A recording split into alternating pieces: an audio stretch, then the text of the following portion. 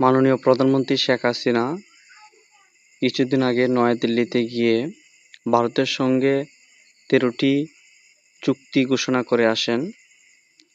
দুই দেশের প্রধানমন্ত্রীর মধ্যে একান্ত ও দ্বিপক্ষীয় বৈঠক সহ বিভিন্ন চুক্তি স্বাক্ষরের পর গণমাধ্যমের সামনে এসে ঘোষণা দেন ভারতের পররাষ্ট্র সচিব বিনয় কোয়াত্রা। প্রথম চুক্তিটা হল রাজশাহী ও কলকাতার মধ্যে নতুন ট্রেন সার্ভিস চালু করা হবে। দ্বিতীয় চুক্তি হল চট্টগ্রাম ও কলকাতার মধ্যে নতুন বাস সেবা চালু ঘোষণা।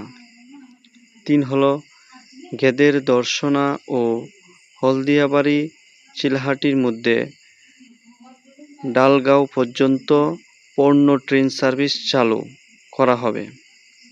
4 হল অনুদান সহায়তায় সিরাজগঞ্জে অভ্যন্তরীণ কন্টেইনার ডিপো নির্মাণ করা হবে।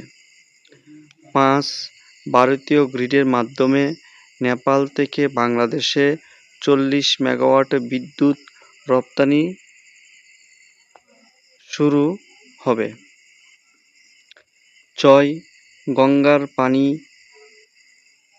চুক্তি নবায়ন নিয়ে আলোচনার জন্য যৌথ কারিগরি কমিটি গঠিত হবে।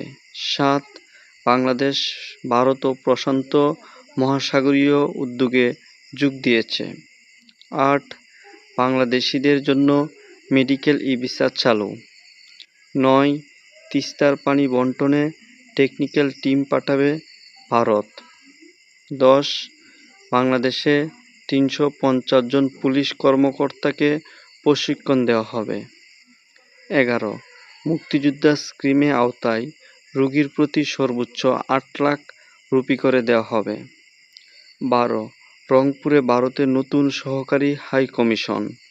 13 ইউপিআই ইউনিফাইড পেমেন্ট ইন্টারফেস চালু করার জন্য NPCI national payment corporation of India এবং বাংলাদেশের ব্যাংকের মধ্যকারে চুক্তি হবে। এই ছিল আজকে এই 13টি চুক্তি।